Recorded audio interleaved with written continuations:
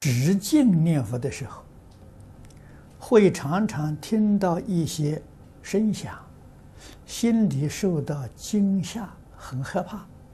这样下去是不是容易着魔？怎样才能消除这个魔障？凡是境界现前，